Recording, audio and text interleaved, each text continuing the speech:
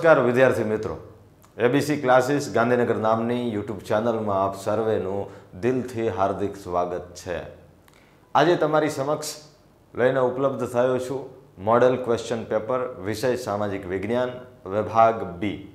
એની અંદર જે મસ્ત મજાના પ્રશ્નો છે એની આજે આપણે ઉપર છલ્લી સમજ મેળવીશું।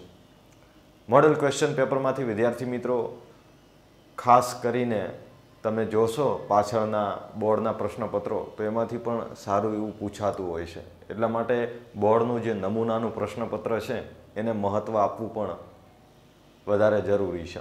તો શરૂઆત કરીએ આપણે સેક્શન બી। એની અંદર આપણે પ્રત્યેકના 2 ગુણ છે। સેક્શન બીની અંદર પૂછાતા દરેક પ્રશ્નના 2 ગુણ હોય છે। એની બ્લુપ્રિન્ટમાં પણ આપણે આગળ વિડીયો આપ્યો છે, એની અંદર ચર્ચા કરી કયા કયા ચેપ્ટર હોય છે, કેટલા મુદ્દા લખવા પડે વગેરે વગેરે। તો એ પ્રમાણે જોઈએ તો ઓસ્ટ્રેલોઇડ પ્રજાની લાક્ષણિકતા જણાવો। વિદ્યાર્થી મિત્રો, જે આ ઓસ્ટ્રેલોઇડ પ્રજા છે ને, સૌથી પહેલાં તો જોઈએ તો અગ્નિ એશિયામાંથી ભારતની અંદર આવેલી છે। ક્યાં આવેલી છે? અગ્નિ એશિયામાંથી ભારતમાં આવી છે। અને આર્યો જે છે ને, આ ઓસ્ટ્રેલોઇડ પ્રજાને આર્યો નિષાદના નામે સંબોધન કરતા હતા। આર્યો જે છે એ ઓસ્ટ્રેલોઇડ પ્રજાને નિષાદ તરીકે સંબોધન કરતા હતા। આ યાદ રાખજો, અમુક હેતુલક્ષી પણ તમને આમાંથી મળશે। હવે એમની અગર શારીરિક બાંધાની આપણે વાત કરીએ તો શ્યામ રંગ, લાંબુ અને પહોળું માથું હતું, ચપટું નાક, ટૂંકું કદ, આ એમની શારીરિક વિશેષતાઓ। શ્યામ રંગ, લાંબુ અને પહોળું માથું, ચપટું નાક અને ટૂંકું કદ, આ ઓસ્ટ્રેલોઇડની શારીરિક વિશેષતાઓ। હવે આવા પ્રકારની જે લાક્ષણિકતાઓ ધરાવતી ભારતની અત્યારની પ્રજા કઈ છે તો અત્યારની ભારતની કોલ અને મુંડા જાતિમાં આ તમને લક્ષણો જોવા મળશે ઓસ્ટ્રેલોઇડ પ્રજાની। મતલબ કે અત્યારની જે કોલ અને મુંડા જાતિ છે તો એમાં તમે જોશો તો એમનો શ્યામ રંગ હશે, લાંબુ અને પહોળું માથું હશે, ચપટું નાક હશે ને એમનું ટૂંકું કદ હશે। બીજી વાત કરીએ તો અસમની અંદર ખાસી પ્રજાની અંદર અને નિકોબાર પ્રજા તથા મ્યાનમારની અમુક જાતિઓની અંદર આવી ઓસ્ટ્રેલોઇડ પ્રજાના મોટા ભાગના તમને લક્ષણો જોવા મળશે। આગળ વધીએ ત્યારબાદ અથવાની અંદર આપણને પ્રશ્ન પૂછાય છે કે આર્યો જે છે એ પ્રકૃતિ પ્રેમી હતા એમ શાથી કહી શકાય? કેમ આર્યોને પ્રકૃતિ પ્રેમી કહેવામાં આવે છે? કેમ કે સૌથી પહેલાં તો આપણે જોઈએ ને તો આર્યો જે છે એ વૃક્ષો, નદીઓ, પર્વતો, સૂર્ય, વાયુ, વરસાદ કે જે આ પ્રકૃતિના તત્વો છે એમની પૂજા કરતા હતા। તો એમણે પ્રકૃતિના જે તત્વો છે એમના માટે સ્તુતિઓ રચી, મંત્ર રચ્યા, શ્લોકો જેને કહી શકાય, અને સમય જતાં એમાંથી યજ્ઞ યગાદિની ધાર્મિક ક્રિયાઓ પણ આપણે ત્યાં ભારતની અંદર શરૂ થઈ ગઈ। એટલા માટે આ બધી બાબતો ઉપરથી આપણે કહી શકાય કે આર્યો જે છે એ પ્રકૃતિ પ્રેમી હતા। ત્યારબાદ 18મું છે આપણું કે માનવ જીવન અને માટી વચ્ચે ઘણો પ્રાચીન સંબંધ રહ્યો છે। આમ તો વિદ્યાર્થી મિત્રો 2 ગુણની મર્યાદામાં જ આપણે ટોપિક લખવાના હોય, પણ હું તમને આખા પ્રશ્નો મોડલ પેપરનું આખું સોલ્યુશન જેટલો પ્રશ્ન છે એટલો બેઠો તમને આપી રહ્યો છું। પ્રશ્ન અહીંયા એવો છે કે માનવ જીવન અને માટી વચ્ચે ઘણો પ્રાચીન સંબંધ છે। કેવી રીતે કહી શકીએ? આ વિધાન સમજાવો। વિભાગ બી ની અંદર પારિભાષિક શબ્દો છે, વિધાન સમજાવો, પરિસ્થિતિજન્ય સવાલોના જવાબ આપો, આવા પ્રશ્નોનો પણ મારો રહેતો હોય છે। તો એવા પ્રકારના પ્રશ્નો પણ તમે ખાસ તૈયાર કરજો। તો વાત એ છે કે માનવ જીવન અને માટી વચ્ચે ઘણો પ્રાચીન સંબંધ રહ્યો છે, સમજાવો। તો જોઈએ કે માનવ જીવન અને માટી વચ્ચે ઘણો પ્રાચીન સમય રહ્યો છે। માનવની આ યાત્રા બહુ મોટી છે, ગુફાથી લઈને છેક અત્યારના આધુનિક ઘર સુધીની આ વિકાસ યાત્રા રહી, પણ માટી સાથે માનવને ગાઢ અને જૂનો સંબંધ છે। કેમ કે પ્રાચીન યુગમાં જ્યારે ધાતુની શોધ નહોતી થઈ ત્યારે માણસ શેમાંથી બનાવેલા વસ્તુઓનો ઉપયોગ કરતો હતો? માટીમાંથી બનાવેલા પાત્રોનો ઉપયોગ કરતો હતો। અને આજે પણ આપણા ઘરની અંદર માટીના પાત્ર જોવા મળે છે। દાખલા તરીકે આપણે કહીએ તો માટલું, એ માટીનું તો છે જ, હે ને? તો શરૂઆતથી અને આદિમાનવ હતો, નદી કિનારે વસવાટ રહ્યો, તો માટી સાથે પણ એનો જૂનો સંબંધ રહ્યો। એ સમયે રમકડા, ઘડો, કોડિયું, કુલડી, માટલી, ચૂલો, ઈંટો વગેરે સાધનો બધા જ માટીમાંથી તૈયાર થતા, કેમ કે ધાતુની શોધ તો થઈ નથી, હે ને? ત્યારબાદ અનાજનો આપણે સંગ્રહ કરવા માટેની જે કોઠી આવે એ પણ એ લોકો માટીથી બનાવતા, છાણથી લીંપતા. અનાજ સંગ્રહ કરવામાંની નાની મોટી કોઠીઓ એ પણ માટીમાંથી બનાવાતી હતી. ઘી ભરવા માટે, તેલ ભરવા માટે, દહીં, છાશ આ બધું ભરવા માટે પાત્રો તેમજ રસોઈના વાસણો આ પણ માટીમાંથી બનાવવામાં આવતા, કેમ કે ધાતુની શોધ તો થઈ નથી. ગામડાના બધા જ ઘરોની દિવાલો તમે જુઓ તો ગામડામાં તો કાચા મકાનો હોય માટીથી અને છાણથી ઉપર સરસ મજાની લીંપણ કર્યું હોય. હા, આજે પણ તમે એ બાજુના ગામડાઓમાં જાઓ તો તમને માટીના ઘર જોવા મળે અને છાણથી દિવાલોને લીંપી હોય એવા સરસ મજાના તમને ઘર જોવા મળે ગામડામાં. અને તો ભારતના પ્રાચીન સમયથી જ આપણે ત્યાં કાચી અને પકવેલી માટી, જેને ટેરાકોટાની કહેવામાં આવે છે, એના વાસણો તેમજ વસ્તુઓ બનાવવા માટે આપણે પહેલેથી જાણીતા છે. હા, માટીમાંથી, કાચી માટી કે પકવેલી માટીમાંથી વસ્તુઓ બનાવવા માટે પણ ભારત પહેલેથી જાણીતું છે. ત્યારબાદ વાત કરીએ આપણે લોથલ, મોહેન્જો-દડો, હડપ્પા સંસ્કૃતિ. ત્યાંથી જે કોઈ આપણને અવશેષો પ્રાપ્ત થયા એ માટીમાંથી બનાવેલા આ લાલ રંગના પવાલા, બરણી, રકાબી આ બધા વાસણો મળી આવ્યા. તો આ બધી સંસ્કૃતિઓ તો 5000 વર્ષ જૂની છે, હે ને? તો એ સમયે પણ એ લોકો આ માટીના વાસણો ઉપયોગ કરતા હતા. તો આપણને એક અંદાજ આવે છે કે માણસને માટી સાથે બહુ જૂનો અને ગાઢ સંબંધ રહ્યો છે, હે ને? કુંભારનો ચાકડો આ માટીકામ માટેનું પ્રાચીન ભારતનું પ્રથમ યંત્ર કહી શકાય. આપણા પ્રાચીન ભારતનું પ્રથમ યંત્ર કહી શકાય કુંભારનો ચાકડો. આ પહેલું યંત્ર તો હતું. હા, તો આજે પણ ગુજરાતની અંદર તમે જુઓ નવરાત્રિના તહેવારમાં માટી બનાવેલો ગરબો તમને જોવા મળશે. આ બધું શું છે? સૂચવે છે કે માણસને છેક પ્રાચીન સમયથી જ માટી સાથે જૂનો અને ગાઢ સંબંધ રહ્યો છે, હે ને? ત્યારબાદ આપણે નેક્સ્ટ અહીંયા પ્રશ્ન છે કોણાર્કનું સૂર્ય મંદિર વિશે ટૂંકમાં માહિતી આપો. હા, કોણાર્કનું સૂર્ય મંદિર ક્યાં આવ્યું એ ખાસ ધ્યાન રાખવાનું છે. એ ઓડિશા રાજ્યની અંદર જગન્નાથપુરી જિલ્લાની અંદર આવ્યું છે અને બંગાળના અખાતના દરિયા કિનારે આવેલું છે. તો ઓડિશા રાજ્યની અંદર જગન્નાથપુરી જિલ્લાની અંદર આ કોણાર્કનું સૂર્ય મંદિર આવેલું છે. કોણે બંધાવ્યું? તો વાત છે 13મી સદીની. ગંગ વંશના રાજા હતા નરસિંહ વર્મન પ્રથમ. ગંગ વંશના રાજા હતા નરસિંહ વર્મન પ્રથમ. એના સમયની અંદર આ મંદિરનું નિર્માણ થયું. હવે આ જે કોણાર્કનું જે સૂર્ય મંદિર જે છે એનું બીજું નામ છે કાળા પેગોડાનું મંદિર. કેમ એને કાળા પેગોડાના મંદિર તરીકે ઓળખવામાં આવે છે? કેમ કે કાળા પથ્થરોનું બનેલું છે એટલા માટે એને કાળા પેગોડાના મંદિર તરીકે પણ ઓળખવામાં આવે છે.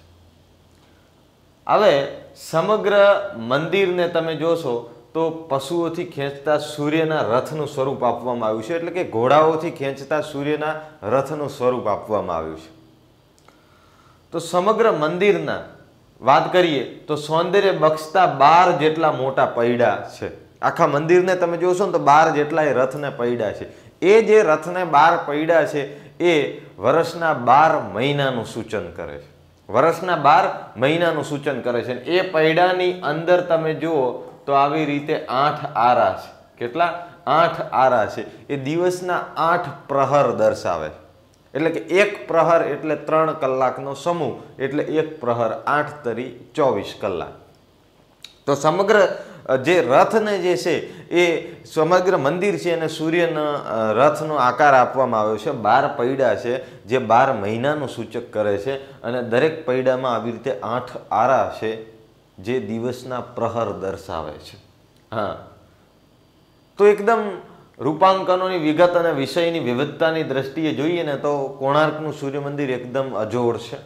અને મંદિરની અંદર તમે જુઓ તો તમને 3 પ્રકારના શિલ્પો જોવા મળશે. એટલે કે એકદમ દિવ્ય, સાંસારિક સંસારને લગતા અને ડેકોરેટિવ ટાઈપના સજાવટી, આમ 3 પ્રકારના તમને ત્યાં શિલ્પો જોવા મળે. દિવ્ય એટલે ભગવાનના, આધ્યાત્મિક સ્પિરિચ્યુઅલ એવી ટાઈપના શિલ્પો પણ તમને જોવા મળે, આપણા સાંસારિક શિલ્પ પણ જોવા મળે અને સજાવટી ડેકોરેટિવ ટાઈપના પણ મસ્ત એવી કોતરણી કરેલા એ શિલ્પ પણ તમને ત્યાં જોવા મળે. તો આ જે ત્રણ પ્રકારના જે શિલ્પો છે એ ઓડિશાની સંસ્કૃતિ અને સભ્યતાના આપણને દર્શન કરાવે છે. હા, તો શિલ્પકલાની દ્રષ્ટિએ પણ એટલું પ્રખ્યાત આ કોણાર્કનું સૂર્ય મંદિર જે છે આજે આકર્ષણનું કેન્દ્ર બન્યું છે. ત્યારબાદ આપણે વાત કરીએ એલિફન્ટાની ગુફાઓ વિશે ટૂંકમાં માહિતી આપો. સૌથી પહેલાં તો વિદ્યાર્થી મિત્રો તમને કોઈ પણ કે એ પછી એલિફન્ટાની ગુફાઓ કે અજંતાની કે ઇલોરાની કે ત્રણે મહારાષ્ટ્ર રાજ્યની અંદર આવેલી છે, એટલે એમાં તો બિલકુલ ગૂંચવાવાનું થતું નથી. તો એલિફન્ટાની ગુફાઓ ક્યાં આવી? તો કે મહારાષ્ટ્ર રાજ્યના મુંબઈની અંદર ગેટવે ઓફ ઇન્ડિયાથી ઉત્તર પૂર્વ દિશામાં લગભગ તમે જાઓ તો 12 કિમી દૂર અરબ સાગરની અંદર આવેલી છે. મહારાષ્ટ્રના મુંબઈમાં ગેટવે ઓફ ઇન્ડિયા છે, ત્યાંથી 12 કિલોમીટર દૂર અરબ સાગરની અંદર આવેલી છે અને એ ગુફાનું નામ છે એલિફન્ટાની ગુફા.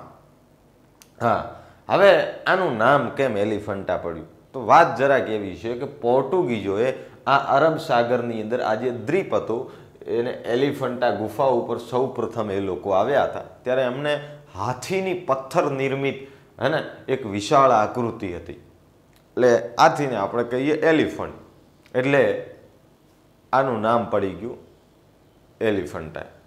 પણ ત્યાંના સ્થાનિક લોકો એને એલિફન્ટા નથી કહેતા, એ લોકો આજે પણ એને ધારાપુરી તરીકે ઓળખે છે. હા, તો એ આકૃતિ જોઈ એમણે આ દ્વીપનું નામ જે છે એ એલિફન્ટા આપ્યું. શું આપ્યું? એલિફન્ટા આપી દીધું. તો અહીંના જે સ્થાનિક માછીમારો છે આ સ્થળને ધારાપુરીના નામે ઓળખે છે. કયા નામે ઓળખે છે? ધારાપુરીના નામે. એ આજે પણ ત્યાંના લોકો સ્થાનિક ધારાપુરીના નામે નીકળે. તો આ બધા એક ગુણના હેતુલક્ષી છે, ઓપ્શનલ, એ પણ યાદ રાખજો. તો એલિફન્ટાની અંદર વાત કરીએ તો કુલ 7 ગુફાઓ છે. કુલ એલિફન્ટાની અંદર કેટલી ગુફાઓ છે? કુલ 7 ગુફાઓ છે. એ પૈકી ગુફા નંબર 1 જે છે ને એ સૌથી ભવ્યમાં ભવ્ય છે.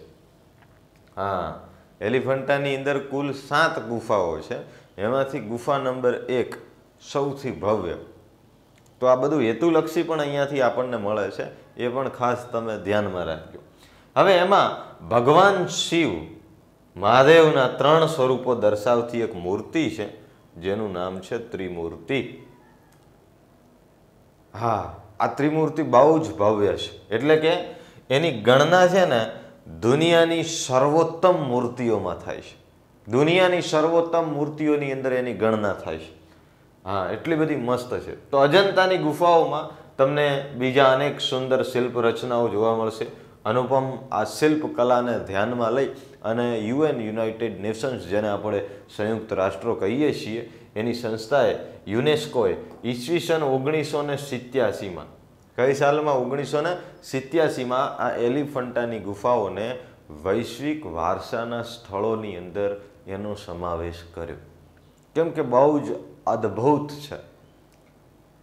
એલિફન્ટાની વાત કરી, અજંતાની બી એટલો જ મહત્વનો પ્રશ્ન છે, અને ઇલોરાની ગુફા, આમાંથી વારંવાર પ્રશ્ન આવતા રહેતા હોય છે. તો એ તમે 3 ગુફાઓ વિશે સરસ વાંચન કરી લેજો. ત્યારબાદ જો મેં તમને કીધું આની અંદર પરિસ્થિતિજન્ય જવાબ મંતવ્યવાળા પણ પૂછાતા હોય છે, તો એ પ્રકારના પ્રશ્નોનો મારો પણ રહેતો હોય છે. એવા પ્રકારના પ્રશ્નો ચેપ્ટર 7માંથી લેવામાં આવે છે, તો તમે પણ એને ધ્યાનમાં લેજો. તો આપણો પ્રશ્ન છે 21મો કે વારસાની જાળવણી કરવી એ આપણા સૌની નૈતિક ફરજ છે. વારસો, હે ને? તો વારસા વિશેના તો આપણે 1 થી 6 ચેપ્ટર આવે અને 7મું ચેપ્ટર વારસાની સંરક્ષણની વાત કરે છે, અને આપણા વારસાનું જતનની વાત કરે છે. તો અહીંયા શું કહે છે કે વારસાનું જાળવણી કરવી આપણે સૌની નૈતિક ફરજ છે. તો આ જેટલો બી વારસો આપણી જોડે છે અતિ ભવ્ય છે, અને આપણા પૂર્વજોએ આપેલી આપણને ભેટ છે. તો એમાં કુદરતી વારસો બી આવી જાય, એ કુદરતે આપેલી આપણને ભેટ છે, હે ને? તો બંને વારસાનું આપણે જતન કરવું, સંરક્ષણ કરવું એ આપણી નૈતિક ફરજ છે. વિધાન સમજાવું. શું કહે છે કે આપણો વારસો ભારતીય સંસ્કૃતિનું ગૌરવ કહેવાય. શું કહેવાય? ભારતીય સંસ્કૃતિનું ગૌરવ કહેવાય અને આપણી રાષ્ટ્રીય ઓળખ કહેવાય. આજે પણ જ્યારે આપણે તાજમહેલનું નામ લેવાશે, અથવા તો કોઈ પણ અન્ય પ્રકારની વાત આવે ત્યારે વિશ્વની અંદર લોકોના મોઢે ભારત નામ આવે. આપણે નથી કહેતા કે સ્ટેચ્યુ ઓફ લિબર્ટી અમેરિકામાં છે, એફિલ ટાવર પેરિસમાં છે, તો એફિલ ટાવરના લીધે આખું પેરિસ જાણીતું બની ગયું દુનિયામાં. તો આપણો વારસો જે છે એ આપણી રાષ્ટ્રીય ઓળખ છે. એટલે એની અવગણના કરનાર રાષ્ટ્રનું કોઈ ભવિષ્ય હોતું નથી. એની અવગણના બિલકુલ નહીં કરવાની. આપણે આ વારસો અતિ ભવ્ય છે, મૂલ્યવાન છે, એને આપણે જતન કરવાનો છે. કારણ કે આપણા માટે એ માર્ગદર્શક પણ બને છે, આપણો પથદર્શક પણ બને છે. ભૂતકાળમાં કરેલી ભૂલોને વર્તમાનમાં સમજી અને ભવિષ્ય માટેની યોજના અને વિકાસની દિશા નક્કી કરવામાં પણ વારસો આપણને પથદર્શક બને છે. તો દેશમાં નવી ચેતનાનો સંચાર કરવામાં પણ આપણો વારસો ખૂબ જ ઉપયોગી છે. તો આવા પ્રકારના વારસાને નષ્ટ થતો અટકાવવો એ પણ ખૂબ જ જરૂરી છે. આ બધી આપણી નૈતિક ફરજો છે. વારસો એ આપણા દેશની પ્રજા માટે આદર્શ છે. આવા પ્રકારના વારસાને નષ્ટ થતો પણ અટકાવવો જોઈએ. વિદેશી પ્રજાના આક્રમણો થયા, ઘણા બધા અહીંયા મંદિરો હતા, ત્યારબાદ આપણે વિદ્યાલયો હતી. આ વિદેશી પ્રકારના આક્રમણોના કારણે આ બધું નષ્ટ થઈ ગયું. તો વિદેશી પ્રજાના આક્રમણો અને આપણી જાગૃતિનો પણ એમાં અભાવ હતો. વિદેશી પ્રજાના આક્રમણો તો થયા, પણ સાથે સાથે આપણી જાગૃતિનો પણ અભાવ હતો. એના કારણે આપણા દેશના સાંસ્કૃતિક વારસાને ભયંકર નુકસાન પહોંચ્યું છે. આજે કદાચ આપણી જોડે બહુ થોડો ઘણો વધો ઘટો વારસો છે. બધો જ પૂરો હોત તો કેટલું અતિ ભવ્ય હોત. તમે વિચારો, એ વાતની કલ્પના કરો. તો એની જાળવણી કરવાની આવશ્યકતા ઊભી થઈ છે. વારસાનું જતન કરવું એ આપણી નૈતિક ફરજ છે, હે ને? ત્યારબાદ આપણે કહે છે 22મો પ્રશ્ન કે લુપ્ત થતા વન્યજીવ અંગે ગંભીરતાથી વિચારવાનો સમય પાકી ગયો છે. તમે જુઓ વિદ્યાર્થી મિત્રો, અત્યારે હવે વન્યજીવો છે એ ધીરે ધીરે લુપ્ત થઈ ગયા છે. જો ભારતમાંથી ચિત્તો સંપૂર્ણપણે લુપ્ત થઈ ગયો છે. હમણાં આપણે બીજા દેશમાંથી ચિત્તા લાવવા પડે, અને એક સમયે વાઘ સિંહની સંખ્યા કેટલી બધી હતી, ભય હેઠળ આવી ગયા, સંખ્યા ઘટવા માંડી. અને આવું તો ઘણા બધા વન્યજીવો છે જે ભય હેઠળ છે. એટલે કે કદાચ ભવિષ્યની પેઢીને ચિત્ર સ્વરૂપે નિહાળવા મળે તો એ વાતની અંદર કોઈ અતિશયોક્તિ નથી. એટલે આ લુપ્ત થતા વન્યજીવો વિશે હવે વિચારવાનો સમય પાકી ગયો છે. શું કહે છે કે આજે અસંખ્ય એવા વન્યજીવો છે જે વિનાશના આરે ઊભા છે. ગત સદીની શરૂઆતની અગર વાત કરીએ તો વાઘ સમગ્ર ભારતમાં જોવા મળતા હતા. આખા ભારતની અંદર વાઘ કુદરતી જંગલોની અંદર વિચરતા હતા. અને આજે માત્ર મધ્યપ્રદેશ, પશ્ચિમ બંગાળ અને હિમાલયના ક્ષેત્ર પૂરતા સીમિત થઈ ગયા. એક સમય હતો કે જ્યારે વાઘ આખા ભારતમાં જોવા મળતા. અને એ સમયગાળાની અંદર વાત કરીએ તો ગુજરાતની અંદર ઈડર, અંબાજી, પંચમહાલ, ડાંગના જંગલ, અહીંયા પણ વાઘ જોવા મળતા. આજે એક પણ વાઘ અહીંયા જોવા મળતો નથી. આ શું છે? આ ધીરે ધીરે વન્યજીવો લુપ્ત થઈ રહ્યા છે. અને આજે એના માટે વિચાર કરવાનો સમય પાકી ગયો છે. આજે ગુજરાતના જંગલમાંથી વાઘ સંપૂર્ણપણે નષ્ટ થઈ ગયો છે. ગુજરાતના જંગલમાં વાઘ છે જ નહીં.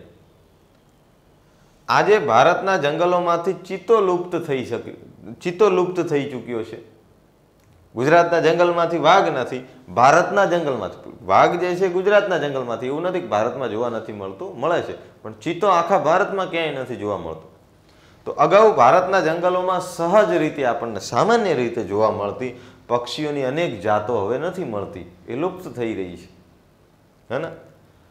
આપણે વાત કરીએ ગીધ, ગુલાબી ડોકવાળી બતક, સારસ, ઘુવડ, આ બધા પક્ષીઓ હવે ભયના આરે ઊભેલા છે. ભયના આરે ઊભેલા એટલે કે હવે લુપ્ત થવાની તૈયારીમાં છે. લુપ્ત થવાની તૈયારીમાં છે. અરુણાચલ પ્રદેશની વાત કરીએ, એક સમય મોટી સંખ્યામાં જોવા મળતા ચિલોતરા આજે સરળતાથી પણ જોવા મળતા નથી. બિલકુલ સંખ્યા એમની નહિવત થઈ ગઈ છે. શું સૂચવે છે, હે ને? તો આ બધી ઉપરોક્ત બાબતોને આપણે વિચાર કરવા બેસીએ તો આપણને જણાઈ આવે છે કે આ લુપ્ત થતા વન્યજીવો પ્રત્યે વિચાર કરવાનો સમય પાકી ગયો છે. અને આજે પણ આપણે એમના માટે પગલાં ના લીધા તો ભવિષ્યની પેઢીને ચિત્ર સ્વરૂપે આ વન્યજીવોને નિહાળવા પડશે. એ બાબતમાં કોઈ અતિશયોક્તિ નથી. આ પણ આપણી સૃષ્ટિનો એક ભાગ જ છે.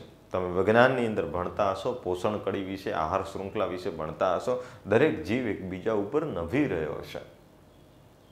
તો એની વાત કરી. ત્યારબાદ આપણને વાત કરે છે અહીંયા નિર્વિનીકરણની અસરો લખો. નિર્વિનીકરણ એટલે શું વિદ્યાર્થી મિત્રો? જંગલ વિનાશ.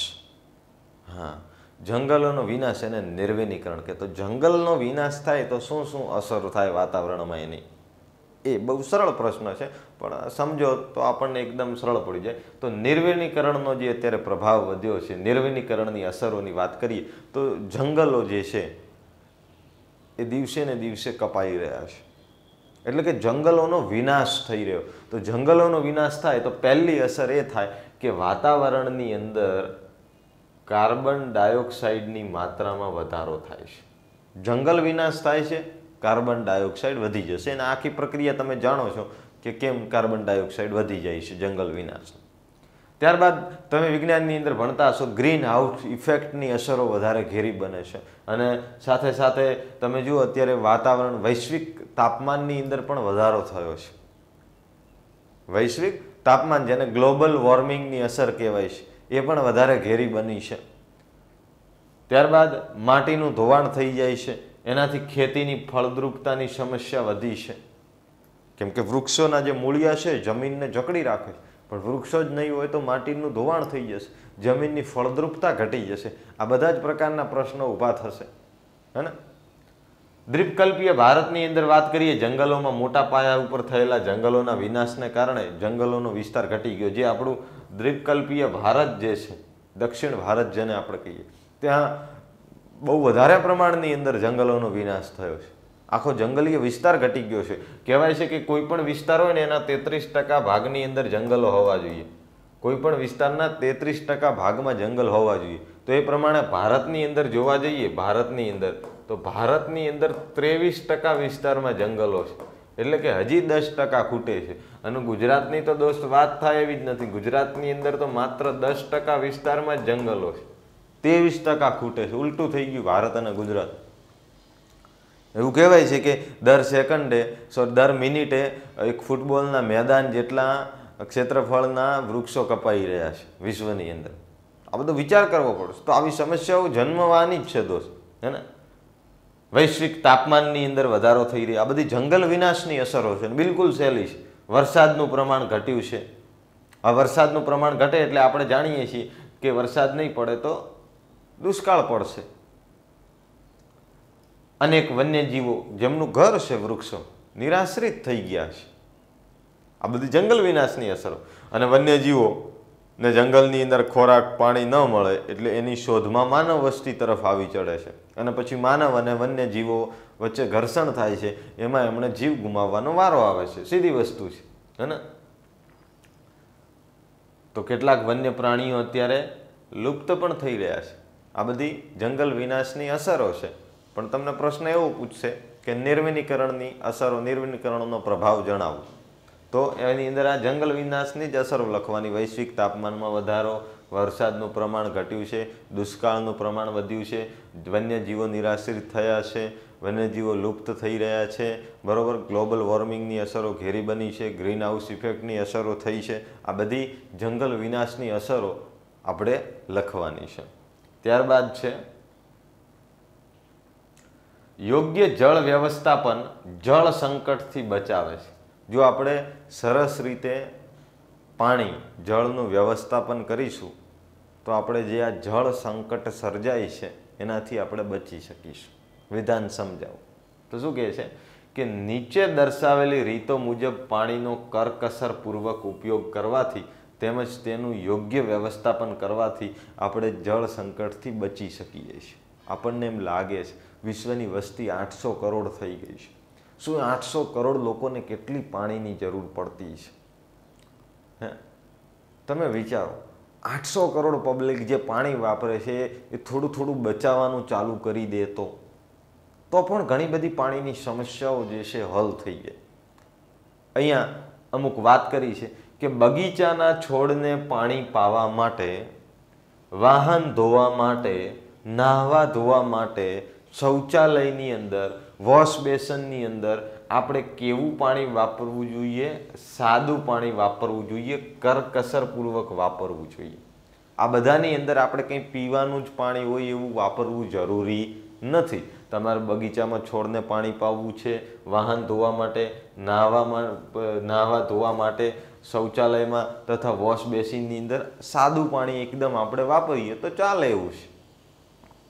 અને હું તો કહું છું કે એવી પ્રકારની સિસ્ટમ હોવી જોઈએ. હવે વિદ્યાર્થી મિત્રો તમે જ કહો કે આપણા ઘરે મમ્મી છે કપડાં ધોતા હોય આ છે તો એ પાવડરવાળું સોડાવાળું પાણી હોય, અગર આપણે એવી વ્યવસ્થા કરીએ તો એનો આપણે ટોયલેટની અંદર ફ્લશ તરીકે ઉપયોગ કરીએ તો ના ચાલે? ચાલે, બિલકુલ ચાલે. આવી રીતની આપણી પદ્ધતિ હવે શોધવી પડશે. હવે સમય આવી ગયો છે એ બધું વિચારવાનું, હે ને? તો આ માટે વિવિધ પ્રક્રિયાઓથી આપણે શુદ્ધ કરેલું પીવાનું પાણી વાપરવું બરાબર નથી. વાત છે અહીંયા જળ સંરક્ષણ અને એના વ્યવસ્થાપનની પ્રવૃત્તિમાં પણ ખાસ કરીને હવે લોક જાગૃતિ આપણે પેદા કરવી પડશે. કેમ કે હું માનું છું ત્યાં સુધી અગર લોક જાગૃતિ હશે તો કોઈ નિયમાવલીની જરૂર નથી. લોકો જાતે સમજતા હશે, એમાં જાગૃતિ હશે તો પણ ઘણા બધી સમસ્યાઓનો હલ થઈ જશે. લોકો પાણી નહીં વેડફે. લોક જાગૃતિ હોય પછી દોસ્ત શું જોઈએ બીજું? તો લોક જાગૃતિ પણ આપણે પેદા કરવી જોઈએ. જળાશયો જે છે જ્યાં પાણી સરસ મજાનું શુદ્ધ ચોખ્ખું પાણી છે તો એને પ્રદૂષણથી આપણે બચાવવા જોઈએ. જળાશયોને પ્રદૂષણથી બચાવવા જોઈએ, કારણ કે પ્રદૂષણથી બરબાદ થયેલા જળાશયને સારું બનાવવામાં પાછા વર્ષો લાગી જાય. આપણે એક ઉદાહરણ તરીકે બી લઈએ કે એક બાલટી સ્વચ્છ પાણી છે, એમાં તમે ખાલી અડધા કરતાં બી ઓછો ગ્લાસ ગંદુ પાણી ભરીને નાખી દો તો એ બાલટીમાં આખી થઈ જાય ને ગંદી. તો આટલી જે શુદ્ધ નદીઓ વહી રહી છે, શુદ્ધ જળાશયો છે, આમાં અમુક તત્વો દ્વારા જ્યારે એમાં ગંદકી ફેલાવવામાં આવે છે, યા તો કોઈ કંપની છે પોતાનું એનું કહેવાનો મતલબ કે એ પ્રક્રિયાયુક્ત જે ગંદુ પાણી છે એની અંદર નાખે છે, તો આખું જળાશય, આખી નદીને પ્રદૂષિત થવાનો વારો આવશે. એકના લીધે કેટલું બધું નુકસાન જાય તમે વિચારો. તો આ બધું આપણે વિચારવું પડશે. ઉપયોગમાં લેવાયેલું જે પાણી છે શક્ય હોય તો આપણે પુનઃ ઉપયોગ થાય એવા પણ પ્રયત્ન કરવા જોઈએ. મેં તમને ઉદાહરણ કર્યું કે ઉદાહરણ હમણાં ધ્યાનમાં દોર્યું કે આપણા મમ્મી જે છે એ કપડાં ધોવે તો એ ફીણવાળું જે પાવડરયુક્ત જે પાણી જે છે, બરાબર છે, એનો આપણે ટોયલેટમાં ફ્લશ તરીકે ઉપયોગ કરીએ તો ના ચાલે? બિલકુલ ચાલે, બિલકુલ ચાલે. તો હવે ઘણી રીતે આપણે એવી કરી શકીએ છીએ કે જેની અંદર આપણે ઉપયોગમાં લેવાનું પાણી ફરીથી શક્ય હોય તો પુનઃ ઉપયોગમાં આપણે લઈ શકીએ. ત્યારબાદ ભૂમિગત જળ જે છે, જમીનની અંદર જે રહેલું જળ છે, ભૂમિગત જળ, એનો ઉપયોગ કરતા જે એકમો છે એના ઉપર પણ આપણે ખાસ ખબર રાખવી પડશે. કેમ કે અત્યારે હવે ભૂમિગત જળનો જથ્થો પણ હવે ધીરે ધીરે ઘટી રહ્યો છે. ઓકે, કૂવા છે, ટ્યુબવેલ આપણે ગામડામાં બોર બનાવે, ખેત તલાવડી છે જેવા જળ સ્ત્રાવના એકમો જે છે એનો ઉપયોગ પણ હવે આપણે વધારવો પડશે. પાણી પુરવઠાની પાઇપલાઇન હોય, ફાટી ગઈ, તૂટી ગઈ, પ્રદૂષણ ફેલાઈ રહ્યું છે તો તાત્કાલિક એનું આપણે સમારકામ કરવું પડશે. આ બધા નાના નાના પગલાં આપણે લેવા પડશે. ત્યારબાદ છે 24મું, આપણે શું કહે છે કે ઉર્જાના બિન પરંપરાગત સ્ત્રોતોના ખાલી નામ આપવાના છે. ઉર્જાના આપણે જોયું કે પરંપરાગત સ્ત્રોત છે, બિન પરંપરાગત સ્ત્રોત છે. પરંપરાગત સ્ત્રોત કેને કહેવાય? કે જે ખૂટી જાય એવા છે, જે અત્યારે આપણે વાપરીએ છીએ. એ ખનિજ તેલ હોય, કોલસો હોય કે કોઈ પણ હોય, એ પરંપરાગત સ્ત્રોત છે અને નજીકના ભવિષ્યમાં ખૂટવાના જ છે. પણ બિન પરંપરાગત સ્ત્રોત એટલે કે જે અખૂટ છે, પ્રદૂષણ રહિત છે, તમે ગમે એટલા વાપરો એ ખૂટવાના નથી. જેમ કે સૌર ઉર્જા, પવન ઉર્જા, ભરતી ઉર્જા, ભૂતાપીય ઉર્જા, બાયોગેસ, આ બધા એવા ઉર્જાના સ્ત્રોતો છે કે જે અખૂટ છે, એને ઉર્જાના બિન પરંપરાગત સ્ત્રોત કહેવામાં આવે છે. તો આ ખાસ નામ યાદ રાખજો. અને એના અથવાની અંદર બીજો પ્રશ્ન છે કે આજના સમયમાં ખનિજો જે છે, હે ને, ખનિજોમાં તો આપણને ખબર પડે ને, અત્યારે ઉપર છેલ્લું જ આ તમને માહિતી આપી રહ્યો છું. ખનિજો આપણા રાષ્ટ્રના આર્થિક વિકાસની કરોડરજ્જુ ગણાય. ખનિજો અત્યારે રાષ્ટ્રના આર્થિક વિકાસની કરોડરજ્જુ કહેવાય, કેમ કે કોઈ પણ રાષ્ટ્રનો વિકાસની કરોડરજ્જુ બની ગયા છે આ ખનિજો. શું નથી બનતું ખનિજોમાંથી? તમે વિચારો. ખનિજો વગર તો હવે કલ્પના પણ કરી શકીએ એમ નથી વિદ્યાર્થી મિત્રો. ખનિજો વગર આપણે હવે કલ્પના પણ કરી શકીએ એમ નથી. વિચારો. હા, તો વાત કરીએ આજના ઔદ્યોગિક યુગની અંદર, તો તમે જુઓ નાની ટાંકણીથી માંડી અને કદાવર યંત્ર બધું શેમાંથી બને? બધું જ ખનિજોમાંથી બને છે. નાની ટાંકણીથી માંડી કદાવર યંત્રો અને અવકાશયાનને પણ લઈ લો, શેમાંથી બને? કોઈક ને કોઈક ખનિજમાંથી બન્યા છે, હે ને? એ યંત્રો અને સંચાલન માટે પણ આપણે ખનિજોનો ઉપયોગ કરીએ છીએ. એ યંત્રો એના સંચાલન માટે પણ આપણે ખનિજોનો ઉપયોગ કરીએ છીએ, ખનિજ તેલ વાપરીએ છીએ. યંત્રો દ્વારા દેશની અંદર વાત કરીએ તો નાના મોટા ઉદ્યોગો ધમધમે છે આ ખનિજો દ્વારા, હે ને? વિવિધ પ્રકારના ખૂબ જ મોટી સંખ્યાના ઉદ્યોગો દ્વારા થતું ઉત્પાદન દેશની જરૂરિયાત પૂરી પાડે છે. આ યંત્રોના લીધે જ આપણે આટલું મોટું ઉત્પાદન કરી શકીએ છીએ, આપણા દેશના લોકોની જરૂરિયાતને પૂરી કરી શકીએ છીએ. આ યંત્રો શેમાંથી બને? ખનિજોમાંથી બન્યા છે.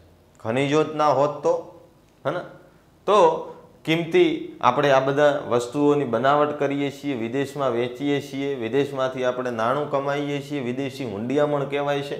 પરિણામે આપણી દેશનો ખૂબ જ આર્થિક વિકાસ થાય છે. તો આજે કોઈ પણ વિકસિત દેશ તમે લઈ લો, એમણે પોતાનો વિકાસ સાધ્યો છે ઉદ્યોગોથી, અને ઉદ્યોગો ધમધમવા માટે પાયાની વસ્તુ જો કોઈ હોય તો એ છે ખનિજ. તો ખનિજ એ કોઈ પણ દેશની આર્થિક વિકાસની કરોડરજ્જુ કહેવાય છે. એમાંથી જ આજે બધું ચાલી રહ્યું છે. તમે પણ આજુબાજુ નજર કરો, તમારા ઘરમાં ક્યાં ખનિજો નથી વપરાણા? બોલો. હા, ત્યારબાદ આપણને કહે છે કે શણ ઉદ્યોગ જે છે એ પશ્ચિમ બંગાળમાં વધારે વિકસ્યો છે. તો વાત કરીએ વિદ્યાર્થી મિત્રો, સૌથી વધારે શણ પાકે છે, શણનો છોડ આવે તો પશ્ચિમ બંગાળની અંદર. હવે શણ જે હોય ને વિદ્યાર્થી મિત્રો, એને પુષ્કળ પાણીની જરૂર પડે એને સંશોધિત કરવા માટે. એને સંશોધિત કરવા માટે પુષ્કળ પાણીની જરૂર પડે. અને કોઈ પણ ઉદ્યોગ તમે જોશો વિદ્યાર્થી મિત્રો, તો જ્યાં નજીકથી કાચો માલ મળી રહેતો હશે ત્યાં જ એ સ્થાપવામાં આવશે, કેમ કે ટ્રાન્સપોર્ટેશન ખર્ચ વગેરે એ ઘણું બધું એમાં ઓછું થઈ જતું હોય છે. તો શણ ઉદ્યોગ કેમ પશ્ચિમ બંગાળમાં કેન્દ્રિત થયો છે? અને હું તમને વાત કરું કે 80% જેટલી શણમાંથી વસ્તુઓ એ જે છે એ પણ વેસ્ટ બંગાળની અંદર બને છે. તો શણ ઉદ્યોગ પશ્ચિમ બંગાળમાં શાથી વધારે વિકસ્યો, કેન્દ્રિત થયો? તો સૌથી પહેલાં તો તમે જોશો તો શણ ક્યાં પાકે? તો કે પશ્ચિમ બંગાળમાં. એટલે કે શણ ઉત્પાદક ક્ષેત્રની નિકટતા છે.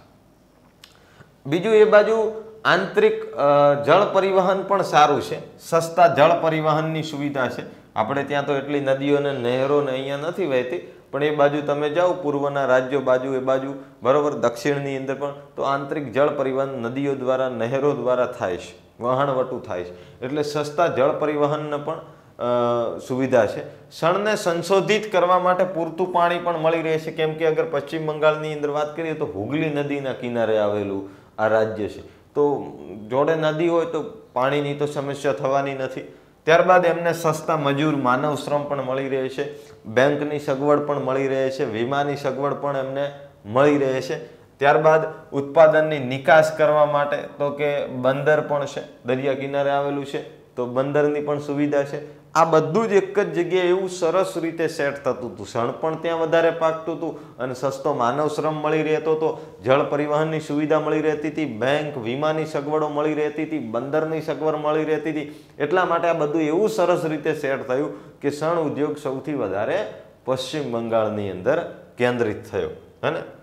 તો શણને સંશોધિત કરવા માટે પુષ્કળ પાણીની જરૂર પડે. તો મોટા ભાગની તમે શણની મિલો જોશો તો એ હુગલી નદીના કિનારે આવેલી છે, હુગલી નદી કિનારે વસેલું છે.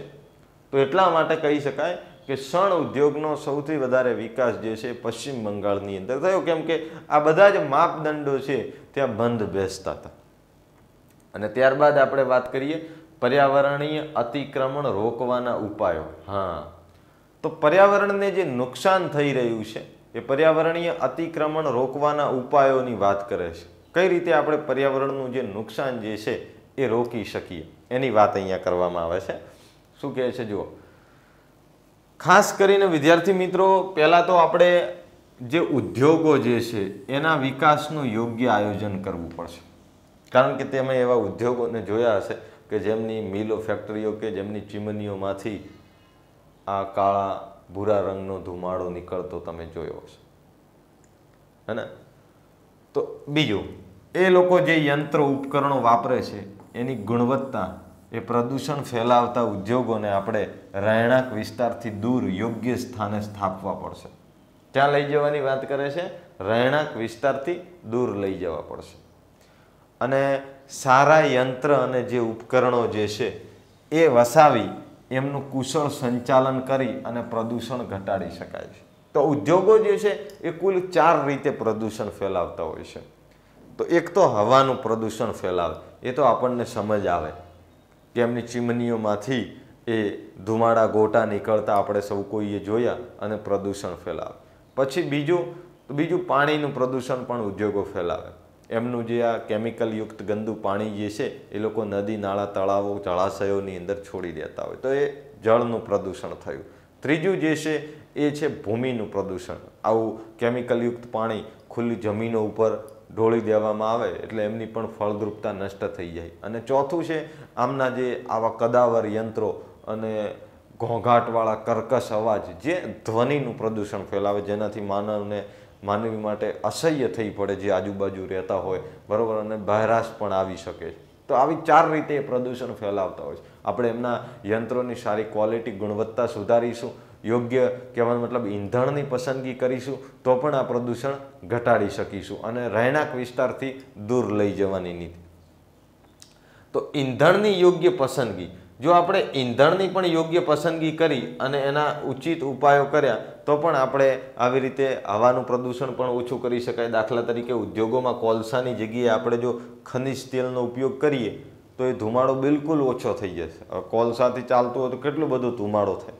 હા, ત્યારબાદ એવી પણ પર્યાવરણ મિત્ર, વિદ્યાર્થી મિત્રો, ટેકનોલોજી છે કે આ નીકળતો ધુમાડો જે છે એને આપણે વિવિધ પ્રક્રિયાઓ, મશીનરી છે જેનાથી શુદ્ધ કરીને છોડીએ, જેથી કરીને હવાની અંદર એ ઉત્સર્જનો જે કોઈ છે એ ફેલાય નહીં. એટલે ટૂંકમાં કહેવાનો મતલબ કે એ હવાને આપણે શુદ્ધ કરીને છોડીએ.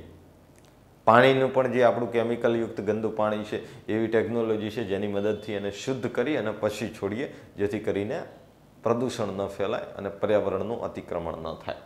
તો હવામાં ઉત્સર્જિત થયેલા પ્રદૂષકોને આપણે જે આ મશીનરી છે, ફિલ્ટર, પ્રેસિપિટેટર, સ્ક્રબર, આવા જે સાધનો, મશીનરી છે એનાથી આપણે હવામાં જતા રોકી શકાય છે. એટલે કે શુદ્ધ કરીને પછી છોડી શકાય છે. ઉદ્યોગો દ્વારા જે પ્રદૂષિત જળ જે છે, દૂષિત જળ જે છે એને નદીઓમાં છોડતા પહેલાં એનું શુદ્ધિકરણ કરવાથી આપણે જળ પ્રદૂષણ જે છે એ ઘટાડી શકાય છે. ત્યારબાદ ઉદ્યોગોના પ્રદૂષિત પાણીને વિવિધ પ્રક્રિયાઓ દ્વારા આપણે શુદ્ધ કરી અને એમાં નદીમાં છોડવા યોગ્ય બનાવી શકાય છે. તો આ બધા આપણે મુદ્દાઓ જોઈશું તો આસાનીથી આપણે કહેવાનો મતલબ કે પર્યાવરણનું અતિક્રમણ જે છે એ ઘટાડી શકીશું. ત્યારબાદ જમીન અને ભૂમિનું પ્રદૂષણ થાય છે, તો એને નિયંત્રિત કરવા માટે આપણે ત્યાં 3 પ્રવૃત્તિઓ મહત્વની છે. ભૂમિનું, તો એમાં જોઈએ તો જે ભૂમિ ઉપર કચરો પડેલો છે એને સૌથી પહેલાં એકઠો કરી લો. બીજા નંબરની અંદર એ જુઓ કે કયા કયા કચરાનું રિસાયકલિંગ થઈ શકે એમ છે. જેનું રિસાયકલિંગ થઈ શકે એમ છે એને રિસાયકલિંગમાં જવા દો. અને જે વધ્યો ઘટ્યો કચરો છે જેનું રિસાયકલિંગ થઈ શકે એમ નથી, તો એ કહેવાનો મતલબ કે જમીનનો ખાડો પૂરવામાં એને ઉપયોગમાં લઈ લો. ઓકે, તો આ 3 રીત અપનાવીને પણ આપણે સરસ એવું ભૂમિનું પ્રદૂષણ પણ ઘટાડી શકીએ છીએ. ત્યારબાદ આપણી જોડે પ્રશ્ન છે, સાંપ્રદાયિકતાને દૂર કરવા કયા કયા પગલાં ભરવા જોઈએ. હા, અને સાંપ્રદાયિકતાને દૂર કરવા કયા કયા પગલાં ભરવા જોઈએ? સૌથી પહેલાં તો જે કોઈ પણ સાંપ્રદાયિક તત્વો છે એના પ્રત્યે સૌ નાગરિકોએ અને સરકારે આપણે એકદમ સખ્તાઈથી કામ લેવું પડશે. કોઈ પણ સંજોગોની અંદર એમની સામે ઝૂકવું નહીં. કેમ કે અત્યારે બહુ બધી સાંપ્રદાયિકતા ફેલાઈ ગઈ છે. કોઈ પણ સંજોગોમાં એમની સામે ઝૂકવું નહીં કે એમની જોડે સમાધાન પણ કરવું નહીં. તો પહેલો મુદ્દો શું કહે છે? સાંપ્રદાયિકતા દૂર કરવાના ઉપાયોની અંદર કે આપણે એ જેટલા પણ સાંપ્રદાયિક તત્વો છે એની સામે સૌ કોઈ નાગરિકોએ અને સરકારે સખ્તાઈથી કામ લેવું પડશે. કોઈ પણ સંજોગોમાં એમની સામે ઝૂકવું નહીં કે એમની જોડે સમાધાન પણ કરવું નહીં, હે ને.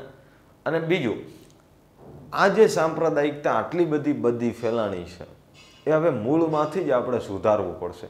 એટલે કે શિક્ષણ દ્વારા આપણે જે સાંપ્રદાયિકતા જે છે ને એ અસરકારક રીતે નાબૂદ કરી શકાય છે. હા, શિક્ષણ પાવરફુલ હથિયાર છે. એટલે અભ્યાસક્રમની અંદર પણ આપણે જેટલા પણ ધર્મો છે એમના બધા સારા તત્વો દાખલ કરવા જોઈએ, જેથી કરીને જે ભારતનું ભવિષ્ય છે એવા બાળકો આવી સાંપ્રદાયિક વિચારસરણીથી દૂર રહે. તો આજે તમે પણ એ અભ્યાસક્રમની અંદર ભણી રહ્યા છો. તદુપરાંત શાળાઓની અંદર સર્વધર્મની પ્રાર્થનાઓ, સર્વધર્મ સમભાવ, બધા જ ધર્મો પ્રત્યે સરખો ભાવ એવી પ્રાર્થનાઓ પણ આપણે કરાવવી જોઈએ, હે ને. સામાજિક અને ધાર્મિક આપણે તહેવારોની પણ ઉજવણી કરવી જોઈએ, જેથી વિદ્યાર્થીઓને બધા ધર્મો પ્રત્યેના સારા તત્વો જાણવા મળે, એ બધાના ઉત્સવો વિશે જાણવા મળે, એ ધર્મને હજી વધારે સારી રીતે જાણી શકે, જેથી વિદ્યાર્થીઓમાં પણ આવો સર્વધર્મ સમભાવનો દ્રષ્ટિકોણ પણ આપણે વિકસાવી શકીએ. તો આ બધા પગલાં પણ આપણે કરવા જોઈએ. ખાસ કરીને આવું બધું સાંપ્રદાયિક તાણાવાણા જે છે, ચૂંટણીઓ આવે છે વિદ્યાર્થી મિત્રો, ત્યારે નેતાઓ બેફામ થઈ જતા હોય છે અને આવા સાંપ્રદાયિક હિંસાઓ, ઝઘડાઓ ફેલાતા હોય છે, હે ને. તો એ સમયે પણ ભારતના ચૂંટણી પંચે પણ આવા સાંપ્રદાયિક વિચારસરણી ઉપર આધારિત જે રાજકીય પક્ષો છે કે જેમની વિચારસરણી સાંપ્રદાયિક છે, તો આવા પહેલા પક્ષોની માન્યતાઓ જ રદ કરી દેવી જોઈએ, હે ને. તો એવી સાંપ્રદાયિક વિચારસરણી બિલકુલ ના હોવી જોઈએ. ત્યારબાદ રેડિયો છે, ટેલિવિઝન છે, એમણે પોતાના કાર્યક્રમો દ્વારા તેમજ જે સિનેમાના પડદા ઉપર જે ફિલ્મો પ્રસારિત થાય છે, તો એમણે પણ સર્વધર્મ સમભાવ, હે ને, અને સહિષ્ણુતાની વાતોને દર્શાવવી જોઈએ, જેથી કરીને નાગરિકોની અંદર આવા ભાવ વિકસે. કારણ કે આપણે જેવું બતાવશું એવું એ જનતા જોવાની છે ને એવું અમલમાં મૂકશે, હે ને. તો આપણે રેડિયો, ટેલિવિઝન જે કાર્યક્રમ છે, સિનેમાના પડદા ઉપર જે ફિલ્મો બતાવીએ છીએ, તો એમાં સમાજમાં સર્વધર્મ સમભાવ, સહિષ્ણુતાની ભાવનાનો આપણે પ્રસાર કરવો જોઈએ. રેડિયો, ટેલિવિઝન ઉપર રાષ્ટ્રના હિતો, રાષ્ટ્રવાદને પ્રોત્સાહન મળે એવા આપણે કાર્યક્રમો પ્રસારિત કરવા જોઈએ. ત્યારબાદ સક્ષમ, સબળ અને નિષ્પક્ષ જે યુવાનો જે છે, એ યુવાનોએ સાંપ્રદાયિક હિંસાને નાબૂદ કરવા માટે આપણે કમર કસવી જોઈએ. હા, યુવાનોમાંથી સાંપ્રદાયિક ભાવના નાબૂદ થાય, એમનામાં પણ આવી રીતે વૈજ્ઞાનિક દ્રષ્ટિકોણ ખીલે, તેમજ શૈક્ષણિક અને સામાજિક આવા પ્રયત્નો પણ આપણે કરવા જોઈએ.